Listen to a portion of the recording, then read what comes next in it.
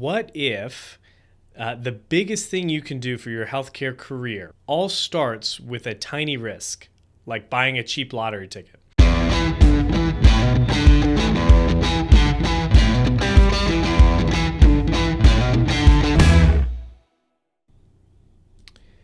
Hey there, welcome to another episode of the Better Outcomes Show. I'm your host, Rafi Salazar from Rehab U Practice Solutions. You can learn more about me at rafisalazar.com. That's RAFISALAZAR.com. Alrighty, this week on the podcast, we are going to be discussing something that I brought up, or I heard it once on a podcast, My First Million podcast. Go check it out. On one of the recent episodes, they were interviewing a guy who's done all kinds of stuff, raised all kinds of money, started all kinds of businesses. And one of the hosts, Sean, said something along the lines of, "Oh, you just have bought a lot of cheap lottery tickets." And he kind of said it in passing, moved on. I was like, you know what? Like, there's something to that idea. So this week, what I really wanted to dive into was this idea of how buying cheap lottery tickets in our careers, whether it be healthcare careers, academic careers, entrepreneurial or business careers, can really project you, almost leapfrog you in ways that one can be difficult to even think of. Like, you might end up in a place totally outside of the realm of what you thought your career was going to look like, and also leapfrog you in pay, in position, if advancements, and all of that kind of thing. So I guess the first thing is to basically ask the question, like, what if the biggest thing you can do for your healthcare career, whether it be, like I said, a business owner, practice owner, health tech founder, all starts with a tiny risk, like buying a cheap lottery ticket. And this is kind of how I interpreted what Sean said on that episode, and what I've been thinking about recently as it pertains to this idea of small risks having big rewards, essentially. So this is what I call a cheap lottery ticket. What constitutes a cheap lottery ticket? We're not talking scratch-offs. We're not talking Mega Millions or Powerball or any of that. What we're talking about is a tiny something that costs you a little bit, and that little bit can be big for some people, but the material cost is very low. And what I mean are those asks, going out on a limb and asking somebody for a conversation, for advice, for assistance, whatever it is. And the risk there is that you could be told no, right? But the downside risk is that, no. This was a piece of advice my dad gave me. Oh my gosh. I can't remember how many times he told me this when I was growing up, especially like as I was navigating early career stuff in high school with like jobs, side jobs that I was working or summer jobs that I was working, or even in college that I started advancing and kind of looking at what I needed to do to position myself to get into this program or to choose this career field or whatever it is. One of the things my dad always said was, well, if you ask, what's the worst thing that can happen? And I'm like, they say no. And he's like, exactly, right? They say no, and then what happens? You're in the same position you are now. But what happens if they say yes? And if they say yes, it's like, I don't know. Maybe I go to coffee with them and they give me some advice. They give me a piece of information or insight that I can use on this next interview or this application, or maybe they give me a job. And he's like, exactly. You have very little to lose and a whole lot to gain. So the point I want to make here is that a lot of times what is holding us back is the uncomfortable feeling, or the vulnerability is such like a chintzy word. I don't like using it a lot, but opening yourself up to the discomfort of hearing the word no is often the only thing holding us back from taking that next step in the career. The upsides, like I said, can be totally game-changing for a career, and why most people miss out on those opportunities is simply because they don't want to hear the word no. They feel uncomfortable approaching somebody and asking for some advice, or reaching out to a company and inquiring, Because at some level, I think we equate a yes or a no with like our own sense of maybe self-worth or our abilities. Maybe we've got some imposter syndrome, and hearing the word no sometimes confirms in our own mind this lack of confidence that we have. So let's dive in a little bit, and I'm going to talk more about kind of how I think about this, but then how it's been practically manifest or expressed in my own career. So for those of you who don't know, I did a podcast episode a while back, I don't know, maybe 10, 15 episodes ago, that was all about my non-clinical career. I'm an occupational therapist by trade. I've kind of been all over the map. Tons of episodes, tons of interviews on the website, Rehab You Practice Solutions, about that. So I'm not going to delve into it super in depth. But what I am going to do is kind of give you the overarching principle here, the story arc, if you would. Started out as an OT, occupational therapist, at I'm not going to say the company. It was a company that does all kinds of stuff in the healthcare space. They manage hospitals, they own hospitals, and then they also had like a subcontracting department where they would get paid to basically staff nursing homes, other healthcare facilities with ancillary healthcare providers, nurses, PTs, OTs, that kind of thing. So my first job out of grad school, was working in one of these companies. I was managing 2 nursing homes, and I did that for about 6 months as an occupational therapist, doing a lot of evals, a lot of 10th visits. My people in the nursing home and the skilled nursing facilities know what I'm talking about, dealing a lot with rugs levels and all that. Anyways, did that for about 6 months and then transitioned to the Department of Veterans Affairs, where I took over the hand therapy role in it was called a upper extremity specialty rehabilitation clinic, which basically meant anybody that had something going on from their neck to their fingertips that was not adequately or was not solved or resolved through primary care came to us. So we saw people from ortho, plastic surgery, neurosurgery, neurology, you name it. Seeing everything from, total shoulder replacements down to like proximal row carpectomies in the wrist and things like that. Did that for a number of years. In that time, stepped into and started doing some work with the Board of Occupational Therapy here in Georgia, the state where I reside, and was a board member for a while. Did that for about 8 or 9 years. I was a graduate. I started it as an instructor, an adjunct instructor, then became a part-time faculty member, then became an assistant professor in the OT department from which I was graduated. And about 5 years into my career at the VA, ended up leaving to do healthcare consulting and ended up working on a multi-million-dollar project for the state of Georgia's Department of Behavioral Health and Developmental Disabilities for a number of years.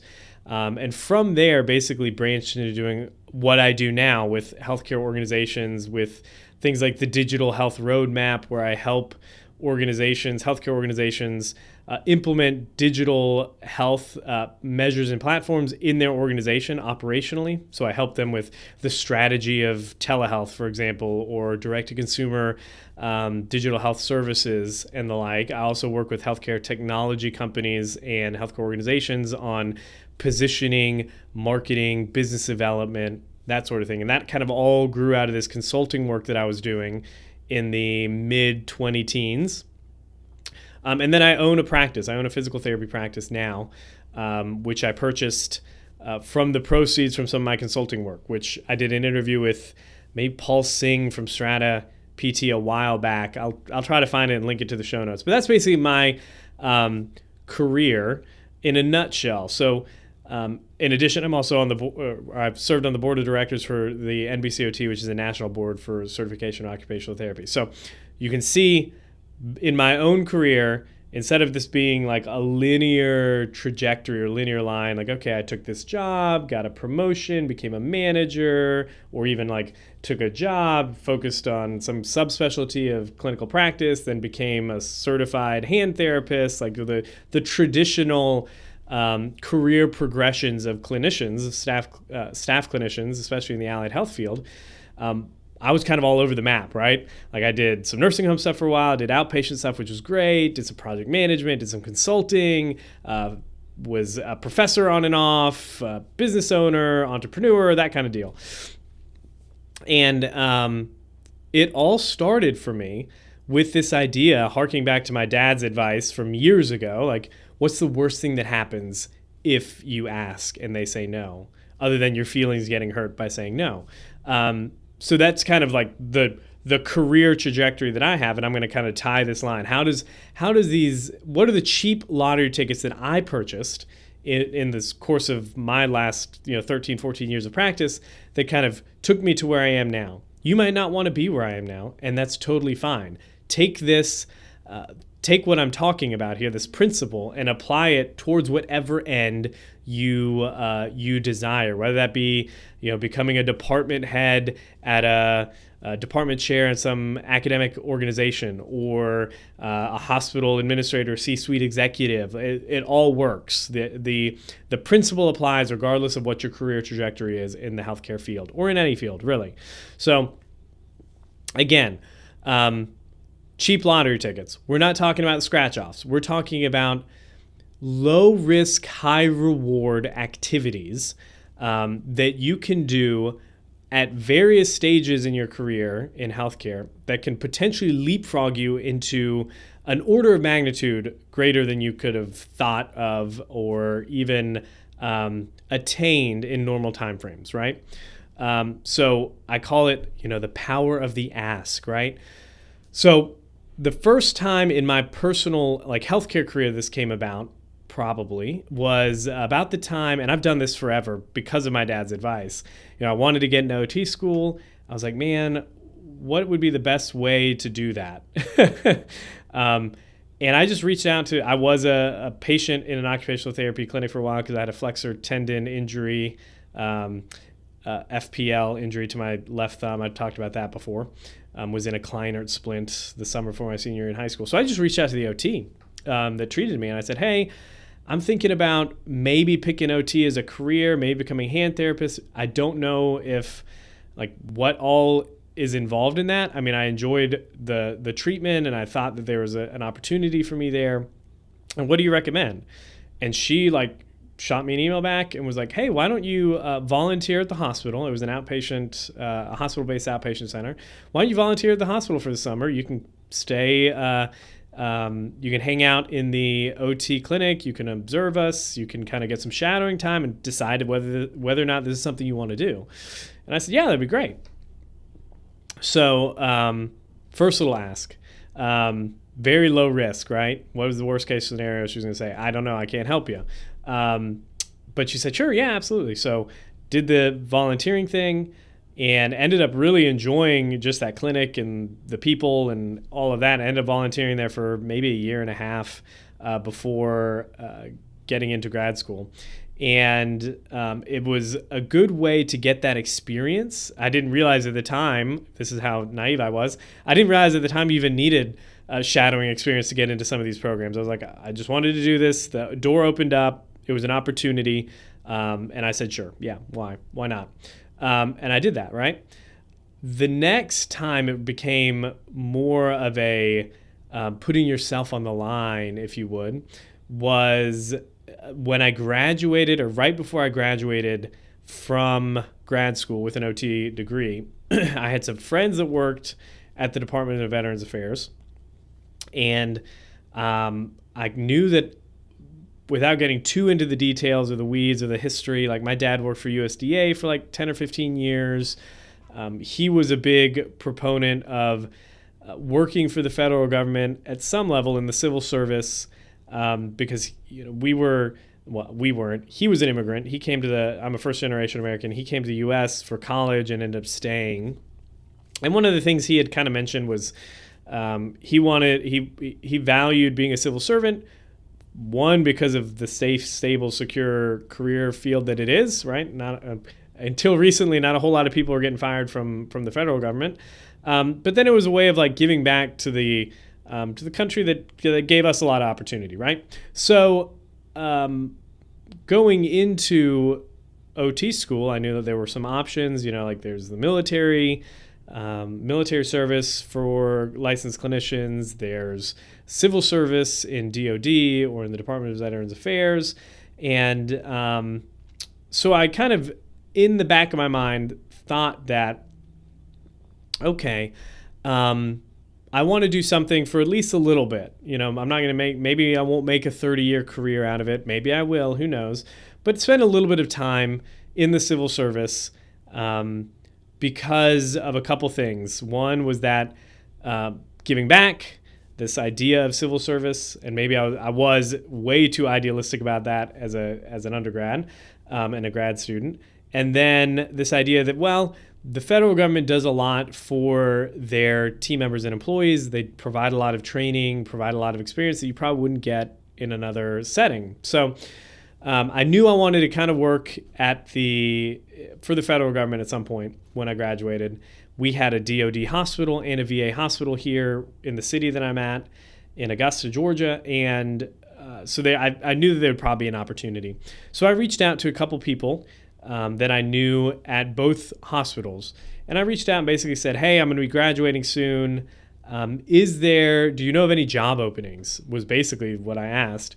And both of them responded. Somebody from the DoD office basically said, no, like, I don't have time. Look on USA Jobs. But one of the people at the VA responded and said, I don't think we do currently. I've heard some rumblings. Maybe you want to meet with the manager of the department, right? And I said, sure. So I sent this person an email and basically said, hey, I'm graduating in a couple months. I'm looking to start my career in this area. I was really interested in hands. And this is some of what I may be able to bring to the table. I just want to talk with you about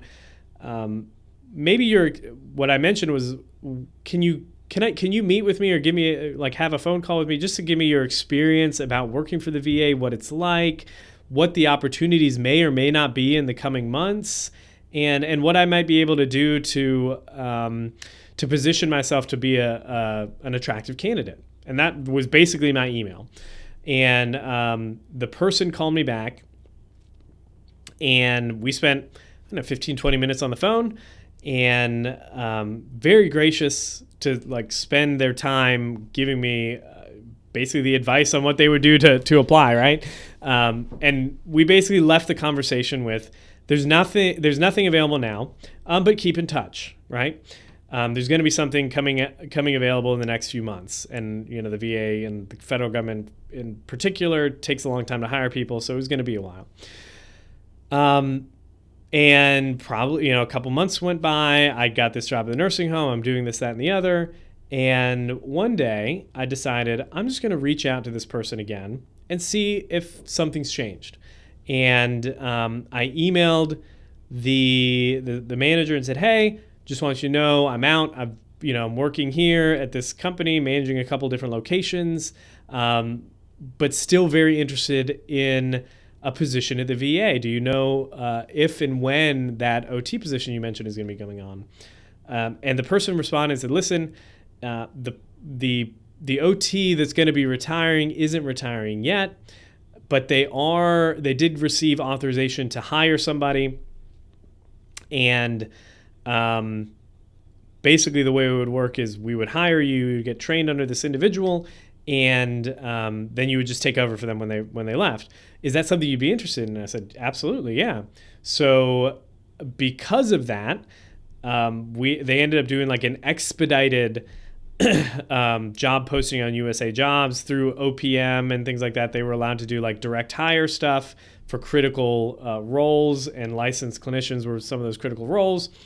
And because I had this relationship that I built with this manager over basically just a couple phone calls, reaching out and potentially getting the answer no thrown in my face, it was basically they opened the position up and they had two candidates. It was me and somebody else, and did the interview, got the job, hurrah, hurrah, and ended up landing the sweet gig at the VA, which was a really, really fun job. I always tell clinicians or students that come through the clinic, or when I was a professor, it was a good job because it allowed you to learn a lot clinically and not have the pressures of profit-based productivity metrics driving a lot of your decisions. But that's kind of a side note. So I did that, right? So first, like you talk about stacking these small bets. First one is like, okay, maybe there's somebody that wants to explain to me a little bit about what it is to be an OT. Boom, done. Maybe there's somebody that can provide some insight onto working or into working for the federal government and how that would look. Boom, done. Got this job. The next little bet came into, and this was probably the most impactful one of two most impactful ones for my career. And it was, I was working in the VA for a while. I'd stepped into more of like I was kind of leading and building this hand therapy program because their hand therapist left, and it was like, you kind of manage this and take this and run with it. So I was kind of stepping more into a leadership role in that practice, in that clinic, and kind of building out this hand therapy program. And somebody sent an email out. It was one of those generic emails that they send to the entire staff about this leadership development program at the VA. And again, the little bet was I was going to reach out to my supervisor and see if that was something they'd be interested in allowing me to participate in. Answer could have been no, but it wasn't. It was a yes. And that leadership program led into another leadership program that led into another. It was basically 2 or 3 different leadership development programs that kind of stacked on top of one another. But the main benefit of those programs was the fact that I was exposed to a lot of training and then a lot of connections in the C-suite that I would not have otherwise received as a staff clinician. So I received like project management training. We did some Lean Six Sigma stuff. I'm not Lean Six Sigma certified, but it at least exposed me to that world of project management and how to roll out initiatives across various departments in the hospitals. And actually one of the projects that I was involved in involved rolling out this big initiative across one of the inpatient units at the Department of Veterans Affairs in this hospital, and then across a couple of the outpatient units. And I was spearheading one of those rollouts. So it was a great experience for me. I did a little bit of like policy work and the like, policy analytics and stuff like that within some of those programs as well, which really opened the door to the consulting that I ended up leaving to do. So again, little bet or little risk over little risk over little risk. Cheap lottery ticket, cheap lottery ticket, cheap lottery ticket, where the downside was really hearing the word no. And as my dad said, what's the worst thing that can happen? You're in the same place as you are now, and you're still trying to figure out what you want to do. Best case scenario is it totally changes the trajectory of your career, and that's what these ones did. These cheap lottery tickets that I purchased kind of just projected me forward a little bit. At the same time, I thought maybe down the line, I'd always said when I'm older and have more gray hairs on my head, I'm going to be maybe I'll step into being a professor or something like that, doing something academic. I enjoyed teaching. I was a TA in undergrad. I did some TA stuff throughout college and really enjoyed that aspect, and thought maybe there's something there for me in the long run, teaching and the like. So again, reached out to a former professor of mine and said, hey, interested in getting into academia down the line. Obviously, I know I'm too young. I was like a year and a half out of school, maybe. Like, what do you recommend? And this person said, well, actually, we're looking for somebody to teach an evidence-based practice course next year in the fall. Would you be interested in meeting with the program director about that? And I said, absolutely, sure. So set this meeting up. Again, cheap lottery ticket here. What's the worst thing they can say is, dude, you're too young for this.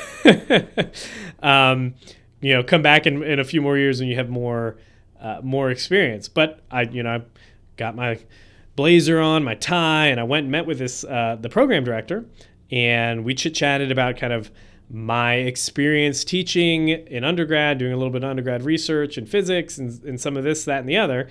And they said, you know what, maybe if you're up for it, why don't we have you, plan on teaching this course in the next 6 or 7 months. There'll be a lot of hand holding. You can submit outlines to me or whatever. I can help you, and we'll kind of see if this is something that you're cut out for." And I said, "Okay." And I ended up teaching, I think it was called the evidence-based practice course. I know they've changed stuff over the years with with accreditation and just curriculum and stuff. But it was basically an intro to research course. And I taught that, I think maybe it was the fall of 2015, I believe. So a few years ago, right? I had been out of school for 3 years at that point, because I graduated in 2012. So I'd been out of school for 3 years and land this job. Talk about imposter syndrome. I was like, dude, I don't even know what I'm supposed to be doing. And one of the professors there, who had actually been my academic advisor in grad school, said, "Listen, Rafi, let me give you a piece of advice. You already know more than they do." And that was like, it just gave me a lot of relief. I was like, "You're right. I've already been through this. I'm going to do the best I can. And I'm going to grow and stretch to be a good professor, a good instructor, and we'll see kind of where this goes." So I did that for a while. I taught that course that semester, and and thought, okay, there's something there for me. Students left me high reviews, which I guess I never really took a whole lot of stock into into some of those student evaluations, especially at the beginning, because I was very upfront with them, like, "Listen, I'm trying to figure this out at the same time you do." But it was nice to get some of that validation, right? Like, okay, the students feel like I'm doing a good job, but what do my colleagues here, do they actually think I'm doing a good job? And they did. So again, was teaching this class kind of just a one-off semester to see if I liked it and to see if there was a fit there. And an opportunity did present itself at that OT department, at that grad program. And I applied, and another cheap lottery ticket here, had to do a full day interview, which involved, my watch is telling me to move now, which involved meeting with various faculty members, meeting with groups of students, and then doing like this presentation. And because of my clinical background, I was doing basically this time upper extremity specialty rehab stuff. I went in, and that was the position itself was for an academic fieldwork coordinator position. So for those that are not in the OT field, it's basically the staff member, the clinician who's managing the field works for the clinical rotations for the cohorts. It was not something I wanted to do, but I thought, it gets a foot in the door. And again, harking back to my dad's advice, I was like, what's the worst thing that happens? Like, they say, no, you're not ready for an academic position, and I still work the job that I enjoy working, and have this experience of doing this kind of presentation and going through this type of interview process and giving me confidence or experience that I can bring forward to the next interview. Because at this point, I decided I'm going to go try to do the academic route. So I went. I did the interview. Did the presentation, which was all on reverse total shoulder replacement and rehabilitation strategies following complex orthopedic surgeries of the upper extremity and the shoulder, and ended up getting a denial from that interview. The person who was selected, who's a great professor, she's awesome, ended up really wanting to do academic fieldwork coordination. Like, their presentation was all on the benefits of academic fieldwork coordination, mentorship, and whatever. Very much geared towards that position, which provided me some learning. So they gave me a little bit of feedback there, which was another cheap lottery ticket. So they sent me the email, and the program director says, you presented well, you interviewed well. We just went with a candidate that what's the canned response, like, who better fit the role and the needs of the department, or something like that. So I responded and said, thank you so much for the opportunity. And then here was the next cheap lottery ticket I threw in there, or that I purchased. I said, would you mind giving me a little bit of feedback so that I can better prepare for the next time, if there is a next time? And that program director was gracious enough. He just responded with an email. It was Dr. Michael Iwama, if you're in the OT world. He responded with an email and said, why don't you just come by and meet with me in the department? And I said, sure, yeah, absolutely. So got off of work one day at the clinic and walked across to the department. And because our teaching hospital was right near the VA hospital, it was a brisk walk. So I walked over, met with Dr. Iwama, and he basically chatted with me about being in academia, and he spoke very idealistically about it. One of the things that sticks with me now still, he's like, as an academic, you're getting paid to think and disseminate knowledge, which was just one of those things that, like, as a nerd myself, I got really excited about. And we'd been talking for a while. He had mentioned a few of the areas that made me less of a desirable candidate. It was great to have somebody like give you real feedback like that. That wasn't blowing smoke up my butt about, oh, you did great, it just was timing. Like, he gave me some concrete, like, listen, in this area, and one of them was like, your age and experience, right? Like, you just can't do anything about that. But what you can do to offset it is, boom, bolster XYZ, right? Maybe do some work in this area, or and he was very, very upfront. Like, listen, the presentation was great. It was just in the wrong. It was not tailored towards this position. We were looking very specifically for somebody to take over the academic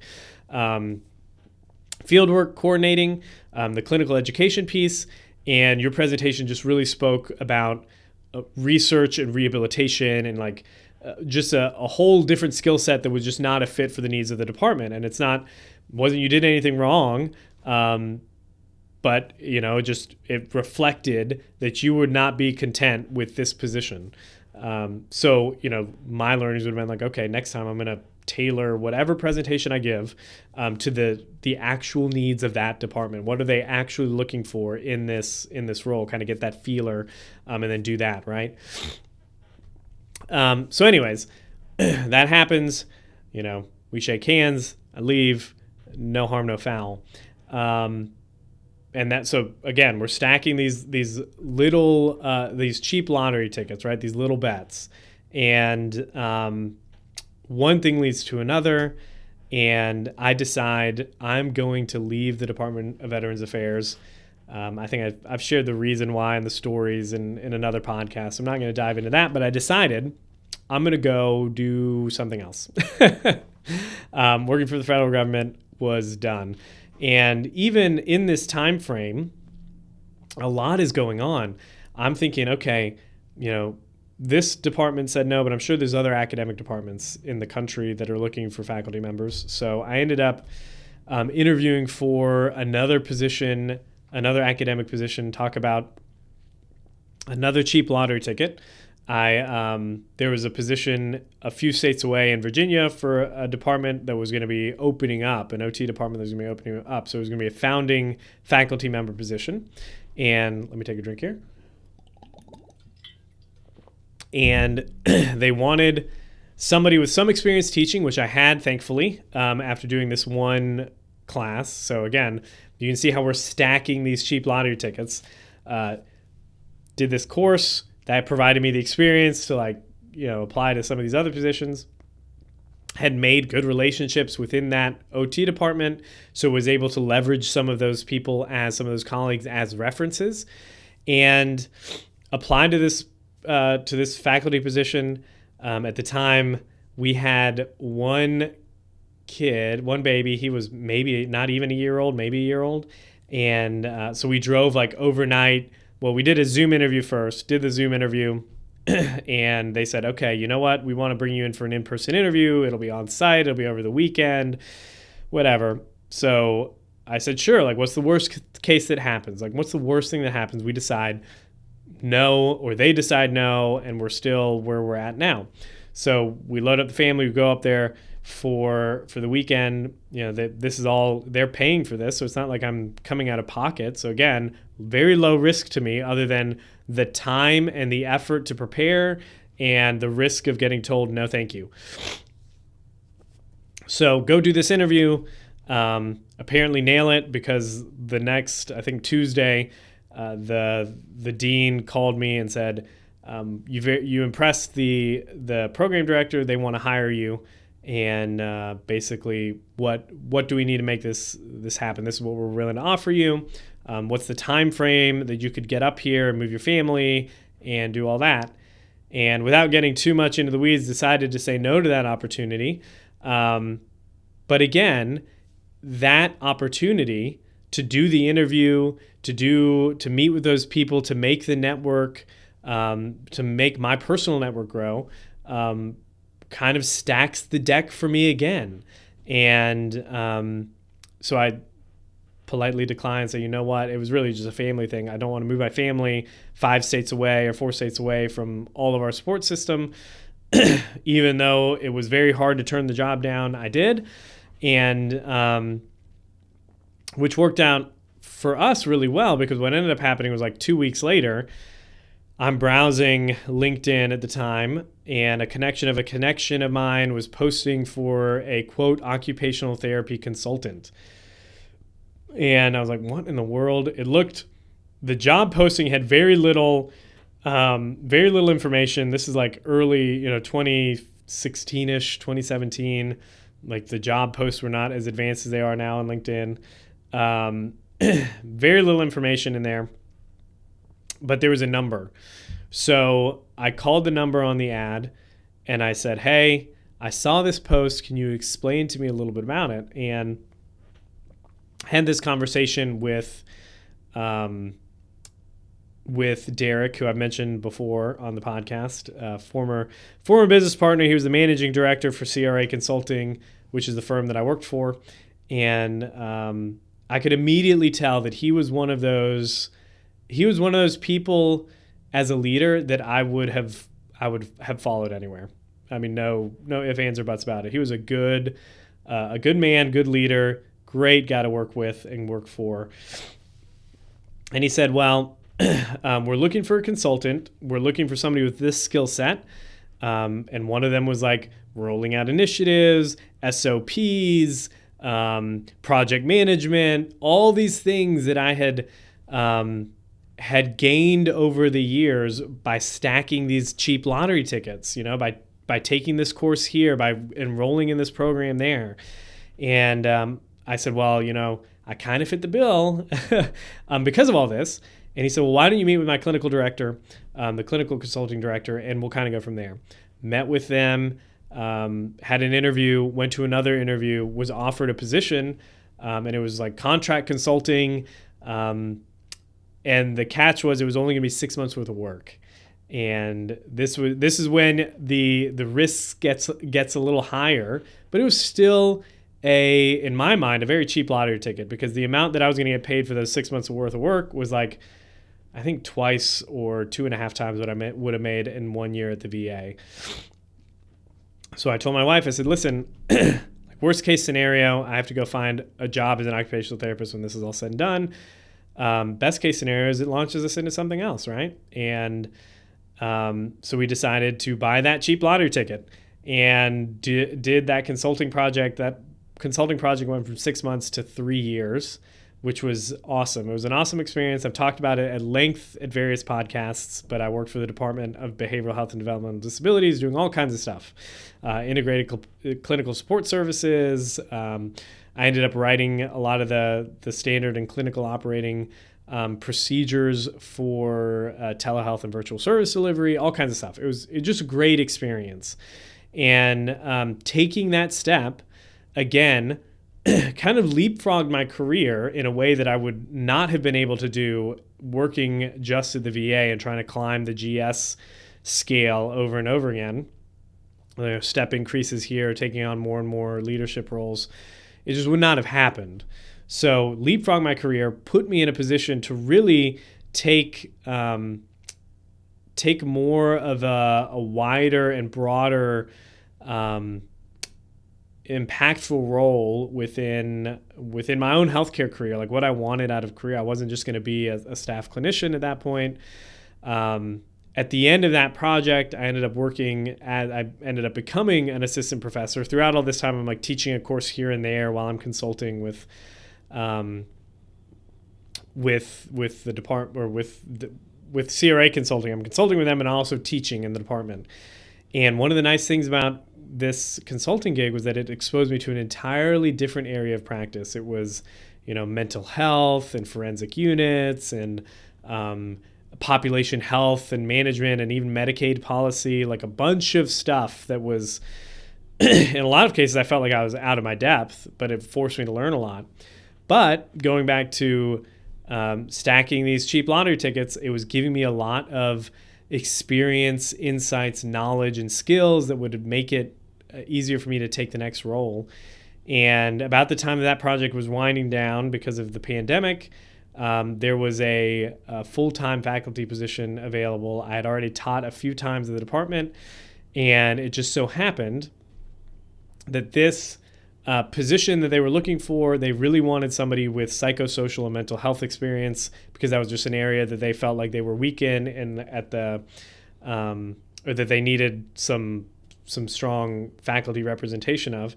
And because I jumped on board, I'd left that VA, done this consulting thing, and was working primarily in that area, it made me a very, very good fit for the role. And so I took that role. I like to joke with people, like I had the shortest tenure of any professor. I think I started full-time in May and was gone in August to buy the practice and to kind of do the consulting that I'm doing now full-time. And that's kind of the career trajectory that's taken us to where I am at, and where I'm at now. Blah, can't talk. But you can see, like, at no point in time did I end up having to make huge investments or large risks, if you would. It all came from like saying yes to this opportunity. And what was the downside risk? They'd say no. What was the upside risk? Levels me up in a different way. What is the downside risk of taking an interview with somebody? Nothing. They tell you no. What's the upside risk? You get a job that changes your career, right? And that's super, super evident in my own career. I think what I tell people as like a takeaway for this whole idea of cheap lottery tickets is like, hearing the word no is not a failure. It's really just a sign that you're playing the game, right? You are in the arena, and sometimes, to quote, famous president, right? You're in the arena. Sometimes you're going to fail. You're going to hear the word no, but every time you get a no, you're not losing much. It's not like you're investing hundreds of thousands of dollars or investing your reputation. We're talking about picking those risks so that the downside is very minimal and the upside is potentially huge. So when you think about, is this an opportunity, a risk that I want to take, think about that downside risk. Is the downside that they just say no and you're in the same spot? In which case, take the risk, because you can always say no if you don't want the whatever, the new job, the new opportunity, whatever it is. For every yes you get, or every yes I've gotten for sure, there have been rejections along the way, right? Whether I turned them down because I realized that it wasn't a fit and it wasn't good for me, or people turned me down, like leading up to this consulting job that I got back in 2017, I had applied for a handful of positions. I didn't share with you about the position that I applied for when I was at the VA. That was a management position with a large physiotherapy clinic or physiotherapy practice. Did the interview and was basically told no, right? That happened 2 or 3 times before I landed the consulting gig. So it was not like this. It's just been rainbows and unicorns, and I've been taking these risks and getting told yes along the way. It's like there's a lot of no's for every one yes. The key is that those yeses helped me leapfrog. And that's what we should look for, or what you should look for if you're thinking about, okay, how do I take the next step in my career? What does the next step look like? Look for those opportunities to buy your own cheap lottery tickets where the downside risk is simply a no, or where the downside risk is, I'm sorry, it's not a good fit. which is the same thing as a no. Send a cold email or cold DM. Introduce yourself at a conference to somebody. Submit the application, even if you're not sure whether or not you'll be a good fit. You can create opportunity really without needing permission from anybody or the perfect conditions. A lot of those jobs that I applied to, the faculty one in particular, was like, I was not an academic. I did not have the background to justify becoming an adjunct professor.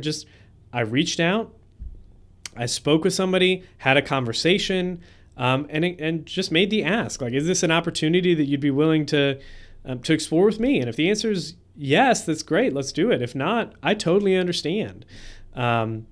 It doesn't need to take a whole lot of boldness in this area. It just takes repetition. It's a numbers game. I think a lot of times we conflate being lucky with getting told no a lot, right? So we hear these stories about people that are like, yeah, I did this and that went well, and then that went well, and then this went well, and then this went well, and now I own $100 million company or whatever. What we don't see is the sleepless nights of putting payroll on a credit card, or the seasons of worry where it's is the business going to go under because XYZ, we're needing this to happen and it's all tied up and we don't know.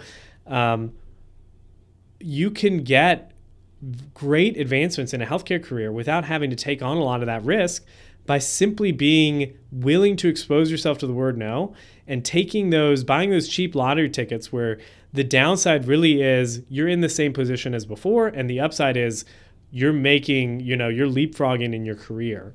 And that's kind of what I would probably want to leave you with this episode is it does not have to take monumental effort even, or monumental risk to get more out of your healthcare career than you currently see down your current career path. All it takes is simply being willing to hear the word no, and then go out and start making asks. Because like I said, worst case scenario in a lot of those asks is you're just in the same position as you were before.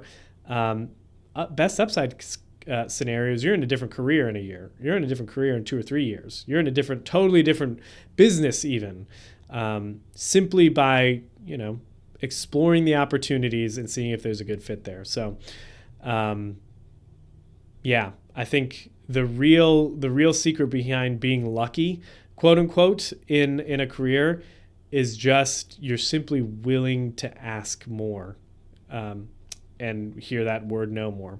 So anyways, my challenge to you, the listener, if you're a clinician, or if you're in the healthcare space and you're looking at taking the next step in your career and you don't know what, identify 3 cheap lottery tickets that you're going to purchase this month.